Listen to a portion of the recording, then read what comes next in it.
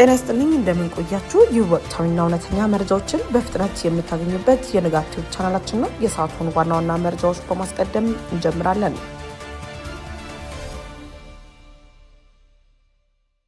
አዲሱ የመከላከያ ስምምነት የቀጠናው አዲስ ወታደራዊ አሰላለፍ 3 ወር ብቻ ቀረው። በኢትዮጵያ የመጀመሪያው ፋብሪካ ለኢኮኖሚያችን ይዞ የሚመጣው 3 ተስፋዎች።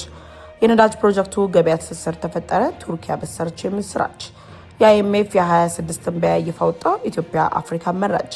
መረጃዎቻችንን በፍጥነት እንዲደርሳችሁ ቻናላችንን ሰብስክራይብ በማድረግ የደወል ምልክቷን መጫኑን እንዳይረሱ እያልን በዝርዝር ወደ ያዝናቸው መረጃዎች እናልፋለን። እስከ ዝግጅታችን ፍጻሜም አብራችሁን ቆዩ። አዲሱ የመከላከያ ስምምነት የቀጠናው አዲስ ወታደራዊ አሰላለፍ።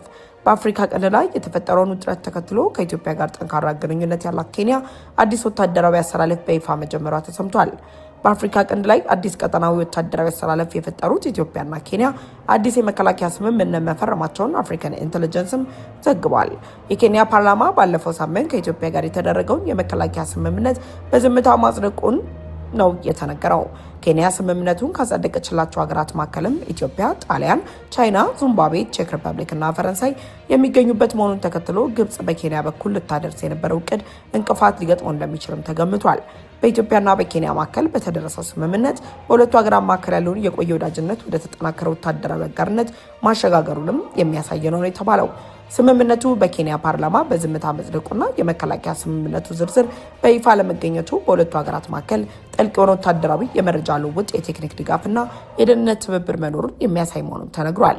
ኢትዮጵያ በቀይ ባህር አካባቢ ካሉ እንደ ኤርትራና ግብጽ ካሉ ሀገራት ጋር የተለያዩ ዲፕሎማሲያዊ ፍጥጫዎች ላይ ባለችበት በዚህ ወቅት በደቡብ በኩል ከጎረቤት ኬንያ ጋር እንዲሁም አዲስ የመከላከያ ስምምነት መኖሩ ለሀገራዊ ደህንነት ትልቅ ዋስትና የሚሰጥ መሆኑም ተጠቅሷል። ኬንያ ከኢትዮጵያ ጋር ካደረገችው ስምምነት በተመሳሳይ ጊዜ ከጣሊያን፣ ቻይና እንዲሁም ፈረንሳይ ጋር መሰል ስምምነቶችን ማጽደቋ ኢትዮጵያ በምስራቅ አፍሪካ ካሉ ጠንካራ ኃይሎች ጋር ያላትን ወታደራዊ ግንኙነት ለማጠናከር እየሰራች መሆኑ ከኢትዮጵያ በተቃራኒ ለተሰለፉ ሀገራት አሳሳቢ አካሄድ ሊሆን እንደሚችልም ተገልጿል። የነዳጅ ፕሮጀክቱ ገበያ ትስስር ተፈጠረ። ቱርክ ያበሰረች የምስራች። በአፍሪካ ቀንድ ላይ የተለያዩ ሀያላን ሀገራት እያደረጉት ያለውን ፉክክር ተከትሎ የቱርክ መንግስት በሶማሊያ አዲስ እንቅስቃሴ መጀመሩ ተሰምቷል። የቱርክና የሶማሊያ መገናኛ ብዙሃን እንደዘገቡት ከሆነ በሶማሊያ የባህር ዳርቻ የነዳጅና የጋዝ ፕሮጀክት ላይ ከፍተኛ ድርሻ ያለው የቱርክ ብሔራዊ የነዳጅ ኮርፖሬሽን የሶማሊያ ድፍድፍ ነዳጅ በማጣራት ለምስራቅ አፍሪካና ለሌሎች ገበያዎች ለማቅረብ የሚያስችል የነዳጅ ማጣሪያ ፋብሪካ በሞቃዲሾ ላይ ያቋቁም መሆኑም ተሰምቷል። የመካከለኛው ምስራቅ ጦርነት መጠናከርን ተከትሎ የአፍሪካ ኢኮኖሚዎች በባህረ ሰላጤው የነዳጅና የጋዝ አቅርቦት ላይ ያላቸው ጥገኝነት ምን ያለ ጉዳት ተጋላጭ እንደሚያደርጋቸውም እየተነገረ ነው። ቱርክ በምትሳተፍበት ፕሮጀክት በአፍሪካ የማጣራት አቅም መሻሻል እንደ ትልቅ ለውጥ ሰጪ እርምጃ ተደርጎ የተወሰደ ሲሆን እንደ ኢትዮጵያ ላሉ ሀገራት የተሻለ ዕድል የሚፈጠር መሆኑንም የተለያዩ አስተያየት ሰጪዎች እየገለጹ ይገኛሉ። ኢትዮጵያ ድፍድፍ ነዳጅ ከሌሎች ሀገራት በማስመጣት በሶማሊያ በሚገነባው ማጣሪያ ላይ ማጣራት የምትችል ከሆነ የራሷን ማጣሪያ እስክትገነባ ድረስ እፎይታን የሚሰጥ መሆኑም ተገልጿል። የአይኤምኤፍ የ26 ትንበያ ይፋ ወጣ። ኢትዮጵያ አፍሪካ መራች። ኢትዮጵያ ከአፍሪካ መሪ ያደረጋት ትንበያ አይኤምኤፍ መረጃ ይፋ ወጥቷል።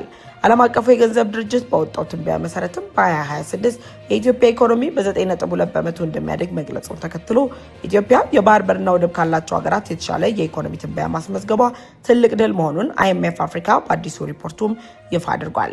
በዚህ የእድገት መጠን ኢትዮጵያ ከሰሃራ በታች ካሉ የአፍሪካ ሀገራት መካከል ቀዳሚነቱን የተቆጣጠረች ሲሆን ኡጋንዳ በ7.5 በመቶ፣ ሩዋንዳ በ7.2 በመቶ እንዲሁም ቤኒን በ7.0 በመቶ እድገት እንደሚያስመዘግቡም ተተንብዮላቸዋል። ኢትዮጵያ መሪ በሆነችበት በዚህ ትንበያ ላይ ግዙፍ የተባለ ኢኮኖሚ ያላቸው ሀገራት ዝቅተኛ ትንበያ ማስመዝገባቸውም ግርምትን ጭሯል።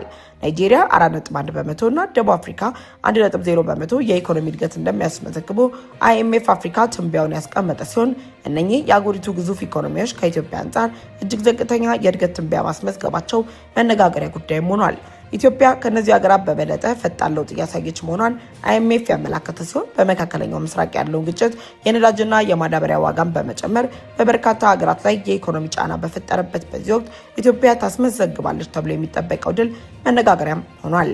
9.2 በመቶ የኢኮኖሚ እድገት ኢትዮጵያ በአፍሪካም ብሎም በአፍሪካ ቀንድ ያላትን የኢኮኖሚ በላይነት ከማጠናከሩን ባለፈ ለቀጠናው ውህደት ያላትን ሚና ይበልጥ የሚያጎላ ሲሆን ትንበያው ሀገራችን ኢትዮጵያ የጀመረችው የማይክሮ ኢኮኖሚ ማሻሻያ ለውጥ እያመጣ መሆኑን የሚያሳይ ትልቅ ዓለም አቀፍ ምስክርነት ተደርጎም ተወስዷል። 3 ወር ብቻ ቀረው በኢትዮጵያ የመጀመሪያው ፋብሪካ ለኢኮኖሚያችን ይዞ የሚመጣው 3 ተስፋዎች። ኢትዮጵያ ወደ ተለያዩ ዓለማት ከምትልካቸው ምርቶች መካከል በቀዳሚነት የሚጠቀሰው የወርቅ ምርት ለማጣራት የሚውል አዲስ ዘመናዊ ፋብሪካ ወደ ስራ ሊገባ የ3 ወራት ጊዜ ብቻ መቅረቱ ይፋ ሆኗል። ኢትዮጵያ በቅርቡ የምታስጀምረው የመጀመሪያው የወርቅ ማጣሪያ ፋብሪካ በቀጣዮቹ 3 ወራት ለማስመረቅ የሚያስችል እድል ልትጎናጸፍ መሆኑን የተነገረው። ኢትዮጵያ ወርቅን ለዓለም ገበያ የምታቀርበው በጥሬነቱ የምታቀርብ ሲሆን ይህም ሀገሪቱ ማግኘት የሚገባትን ትክክለኛ የገበያ ዋጋ እንዳታገኝ ሲያደርጋት በመቆየቱ ፋብሪካው ስራ ሲጀምር ወርቁ እዚሁ ተቀናብሮና ጥራቱ ተረጋግጦ ከሀገር ስለሚወጣ ከዘርፉ የሚገኘው ገቢ በከፍተኛ ሁኔታ እድገት ሊያመጣ እንደሚችልም ተገልጿል። ጠቅላይ ሚኒስትር ዶክተር አብይ አህመድ እንደገለጹት ፋብሪካው የሀገር ውስጥ ወርቅን ብቻ ሳይሆን በምስራቅ አፍሪካ ቀጠና ያለውን ወርቅን ለመጠቀም ታስቦ የተገነባ ያለ ሲሆን ኢትዮጵያ የምስራቅ አፍሪካ የወርቅ ማጣሪያ ማዕከል የመሆን ግብ አላት እንደላትም ጎረቤት ሀገራት ወርቃቸውን ወደ አውሮፓ ወይም ኤሲያ ከመላክ ይልቅ ኢትዮጵያ ውስጥ በማጣራት ወጪያቸውን በመቀነስ የሚያስችል ሲሆን ይህም ለሀገራችን ኢትዮጵያ ተጨማሪ የውጭ ምንዛሬ የጂኦፖለቲካዊ ተጽዕኖ ፈጣሪነትን የሚያስገኝ እንደሆነ ይነገራል። የወርቅ ማጣሪያ ፋብሪካ ወደ ስራ ሲገባ ወርቅን በሀገር ውስጥ ማጣራቱ ብሔራዊ ባንክ ዓለም አቀፍ ደረጃውን የጠበቀ የወርቅ ክምችት እንዲኖረው የሚያደርግ ሲሆን ይህም የኢትዮጵያን የመበደር አቅም ከመጨመሩ ባለፈ ኢትዮጵያ ብር በዓለም አቀፍ ገበያ ያለውን እምነትና ዋጋን ለማረጋጋት የሚያስችል ተደርጎም ተወስዷል። የወርቅ ማጣሪያ ፋብሪካው መመረቅ አይኤምኤፍ ለኢትዮጵያ ያስቀመጠውን የ9.2 በመቶ የኢኮኖሚ እድገት ትንበያ እውን ለማድረግ ትልቅ ሚና እንደሚኖረውም ይጠበቃል። ኢትዮጵያ ለዓለም አቀፉ ገበያ ከምታቀርባቸው ምርቶች መካከል በቀዳሚነት የሚጠቀሰው ወርቅና ቡና ቢሆንም ወርቅ ግን አሁን ላይ በሀገሪቱ የኢኮኖሚ እንቅስቃሴ ላይ የጀርባ አጥንት በሆን ከፍተኛ የሚባል ገቢን ለሀገሪቱ እያስገኘ መሆኑም ይነገራል። ምንም እንኳን ኢትዮጵያ የባህር በርና ወደብ ባይኖራትም በከፍተኛ ሁኔታ እያመረተች ለቀሪው ዓለም የምታሰራጨው የወርቅና የቡና ምርቷን በተሻለ ዋጋና በኢኮኖሚው ላይ የተሻለ ተጽዕኖ እንዲፈጠር የባህር በርና ወደብ የማግኘቱን ጉዳይም አጠናክራ መቀጠሏ ተነግሯል። ኢትዮጵያ ከምታመርታቸው የተለያዩ ማዕድናት መካከል በቀዳሚነት የሚጠቀሰው የወርቅ ምርትም በዓለም አቀፍ ደረጃ ተፈላጊነቱ እየጨመረ መምጣቱ ኢትዮጵያ የማጣሪያ ጣቢያውን ስትገነባ ደግሞ በበለጠ ጥራትና በተሻለ ደረጃ ለዓለም ገበያ ማቅረብ መቻሏ የተሻለ እድልን የሚያጎናጽፋት መሆኑንም የተለያዩ አስተያየት ሰጪዎችም እየገለጹም ይገኛሉ። የኢትዮጵያ የወርቅ ገበያን ጨምሮ ሌሎች የተለያዩ ኢኮኖሚን የሚደግፉ ምርቶችንም ኢትዮጵያ እያመረተች በዓለም አቀፉ ገበያ ላይ እያቀረበች መሆኗን ተከትሎ ኢኮኖሚያ በከፍተኛ ፍጥነት እያደገ በምስራቅ አፍሪካ ከሚገኙ ሀገራት የኢኮኖሚ መሰረት ወይም ደግሞ የኢኮኖሚ ማማውን ለመቆጣጠር የሚያስችላትን እድልም መጎናጸፋም ተነግሯል።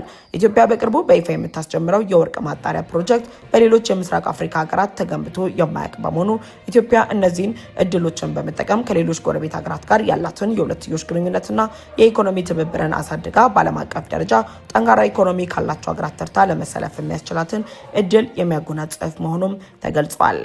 የዛሬው ዘገባችን ይህን ይመስል ነበር። ቪዲዮውን ከወደዳችሁት ላይክ ማድረጋችሁን አትርሱ። እንዲሁም ለሌሎች እንዲደርስ ሼር አድርጉት። በሌላ ዘገባ ተመልሰን እስክንመጣ ድረስ ሰላም ሁኑ። ንጋት ይሁን ነበረን።